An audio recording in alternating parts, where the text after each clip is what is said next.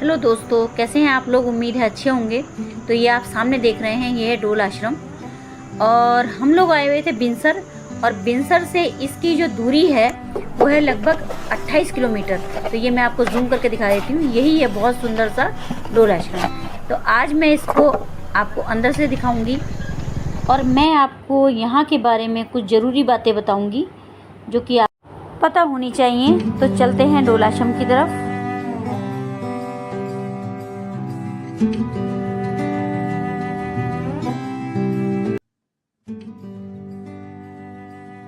तो लीजिए, पहुंच चुके हैं हम डोल आश्रम के मेन गेट पर। और देखिए क्या खूबसूरत आश्रम है, बहुत ही भव्य बना हुआ है, साफ़ सफाई है। और ये यहाँ की पार्किंग है, तो पार्किंग की भी कोई समस्या नहीं होने वाली है आपको। और आराम से अपनी गाड़ी लगाइए, फ्री पार्किंग है। तो दोस्तों, आज हम लोग आए हुए हैं डोल आश्रम। ये अभी दुनिया से बिल्कुल छुपा हुआ है, एक तरफ एकांत में पड़ जाता है। इतना सुंदर आश्रम, बहुत सुंदर आश्रम है और किसी को भी नहीं पता, ज़्यादातर लोगों को नहीं पता है। और मैं आपको यहाँ के बारे में बता दूँ, यहाँ पे रहने का भी व्यवस्था है और जो लोग यहाँ रहते हैं उनके लिए प्रसाद की व्यवस्था है। तो लंगर चलता है उनके लिए, जो बाहर से आते हैं उनके लिए नहीं है, जो यहाँ रहते हैं उनके लिए है। तो उनके लिए मैं आपको सारा बता दूंगी, यहाँ का एड्रेस भी लिख दूंगी और यहाँ के नंबर भी दे दूंगी। तो चलिए मेरे साथ आश्रम में, मैं आपको दर्शन कराती हूँ। वीडियो बनाने में काफ़ी टाइम लगता है, एडिट करने में काफ़ी टाइम लगता है, इतनी मेहनत लगती है। तो उसके लिए एक लाइक तो बनता है दोस्तों। आप लोग लाइक किया करें, सब्सक्राइब किया करें और शेयर किए बिना तो बिल्कुल ना हिला करें यहाँ से। तो मेन द्वार देखिए कितना सुंदर है, पेंटिंग देखिए दोनों साइड को। अंदर से गाय आ रही है, इसका मतलब अंदर गौशाला भी है। ये सारी गाय आ रही हैं अंदर से। ये देखिए, अरे बाप रे।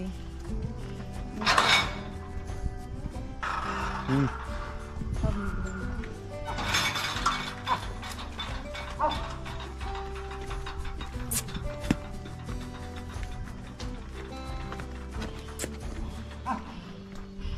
ये दूध देती है गाय, ये दूध देती है, वो दूध देती है गाय छोटी। हाँ देती है, और ये देती है। बड़ी छोटी सी गाय है, उसकी बना के ला वीडियो। बहुत छोटी सी गाय है जो।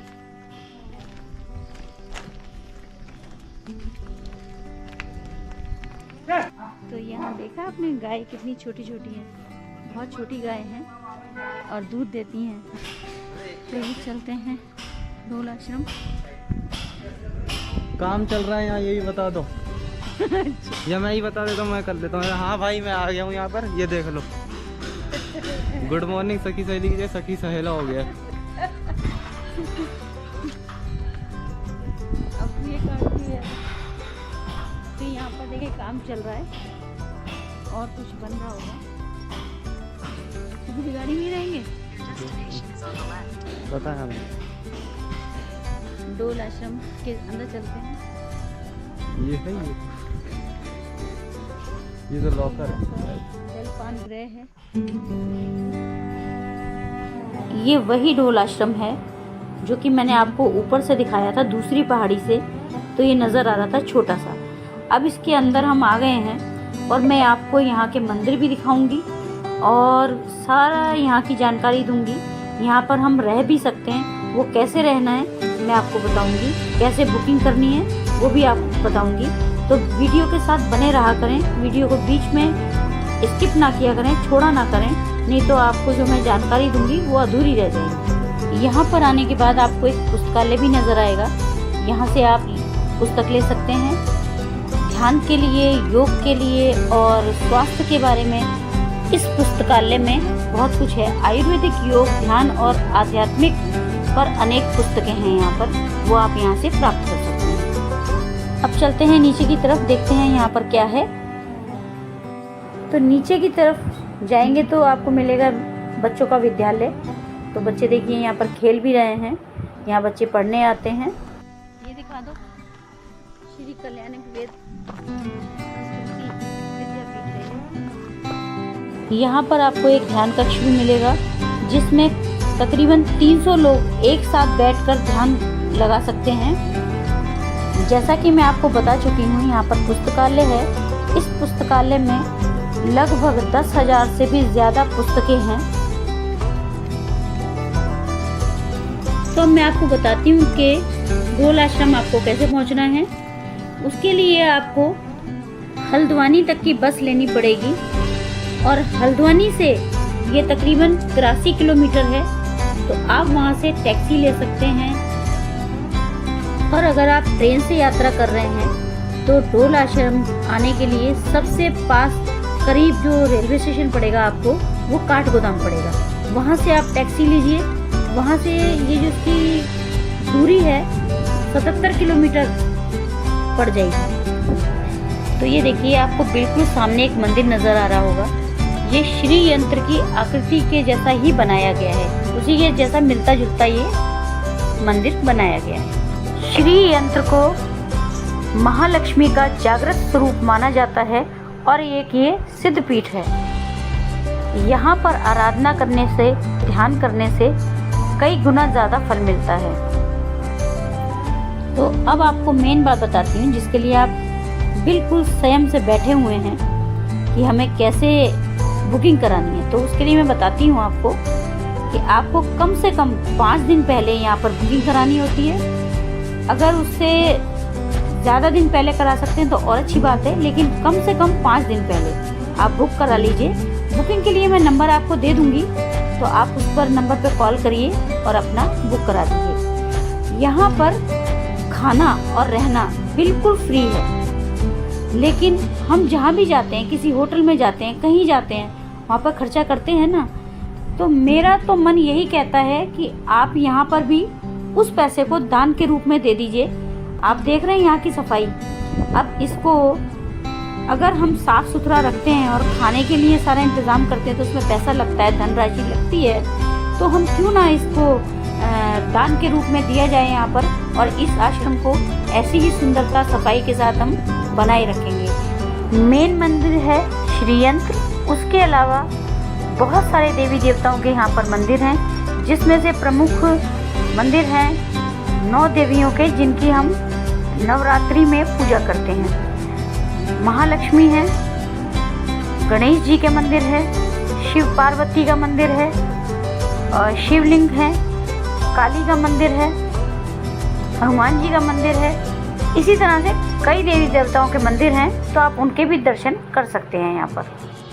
तो आप यहाँ अगर बुकिंग कराना चाहते हैं और यहाँ रहना चाहते हैं तो एक ही शर्त है कि आप ध्यान लगाने के लिए यहाँ आ रहे हैं, केवल पूजा पाठ के लिए आ रहे हैं, ना कि मौज मस्ती के लिए। तो ये देखिए, आप 1 घंटा दिख रहा होगा आपको, ये इतना भारी है। जब ये बजता है तो पूरे पहाड़ों में इसकी आवाज़ गूंजती है, क्योंकि पहाड़ तो गूंजता है। तो ये घंटे की आवाज़ बहुत ही सुंदर लगती है, बहुत ही अच्छी लगती है ये।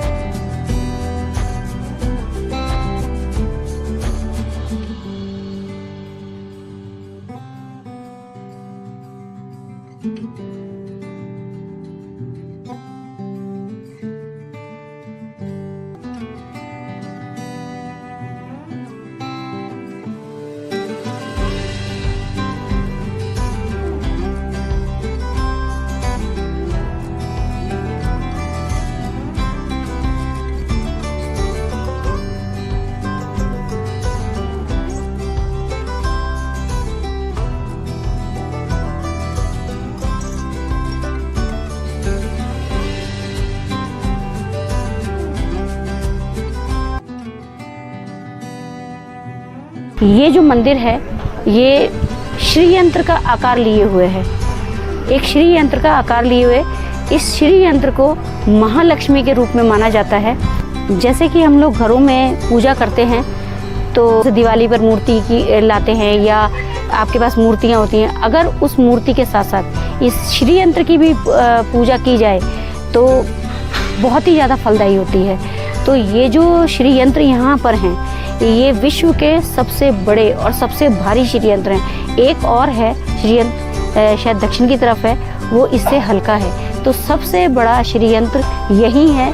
और एक बात आपको बता देती हूँ कि यहाँ पर रहने की जो व्यवस्था है वो बिल्कुल निःशुल्क है, लेकिन हम लोग जहाँ रहते हैं, कहीं भी जाते हैं तो पैसा लगता है ना वहाँ। हम उस पैसे को अगर यहाँ पे दान के रूप में दे दें तो जो जितनी यहाँ पे रखरखाव होता है, इस परिसर में रखरखाव भी तो होता है ना, वो कहाँ से आएगा। तो हम लोग कुछ दान दक्षिणा जरूर देकर जाएं, मेरा कहना है। बाकी आप अपने मन को पूछ लेना, देना चाहिए कि नहीं देना चाहिए। हाँ, रहने के लिए यहाँ पर बिल्कुल फ्री है और उनके खाने की व्यवस्था भी है, लेकिन आगे आप सोच सकते हैं कि हमें देना चाहिए या नहीं देना चाहिए। महालक्ष्मी के साथ साथ यहाँ और भी मंदिर हैं। नव दुर्गा मंदिर दिए गए हैं जिनकी हम पूजा करते हैं नवरात्र में। शिवलिंग बनाए हुए हैं, शिवलिंग के दर्शन भी यहाँ आपको मिल जाएंगे। शिव मूर्ति भी है, वो इतना सुंदर है कि आप सोच भी नहीं सकते हो कि इतना सुंदर। आप जब अंदर जाएंगे इस मंदिर के तो आप भौचक्के रह जाएंगे कि कितना सुंदर मंदिर है। उसका मैं वर्णन नहीं कर सकती, मैं उसका बयान नहीं कर सकती हूँ। आप आइए, एक बार दर्शन मात्र करिए। उसको हम कैमरे में कैद नहीं कर पाए हैं, लेकिन जो हमारी आंखों में कैद है ना, उसको हम शायद ज़िंदगी भर ना भूलें। तो एक बार ज़रूर आइए और दर्शन कीजिए। बहुत ही सुंदर मंदिर है, बहुत ही सुंदर। आप सोच भी नहीं सकते कि महालक्ष्मी का मंदिर इतना सुंदर हो सकता है। तो आप लोगों को मैं गर्भगृह के दर्शन नहीं करा पाई हूँ क्योंकि वहाँ पर वीडियो बनाना मना है, और बाकी सारी मंदिर के आपको मैंने दर्शन बहुत अच्छे से कराए हैं। अगर आपको वीडियो अच्छी लगी है तो प्लीज़ लाइक, शेयर और सब्सक्राइब जरूर करें। और मेरे चैनल का नाम है गुड मॉर्निंग सखी सहेली। इंस्टाग्राम पर भी हूँ, फेसबुक पेज पर भी इसी नाम से हूँ, और यूट्यूब पर तो आप देख ही रहे हैं गुड मॉर्निंग सखी सहेली के नाम से। तो पूरा लिखिए गुड मॉर्निंग सखी सहेली, तभी मेरा चैनल आएगा।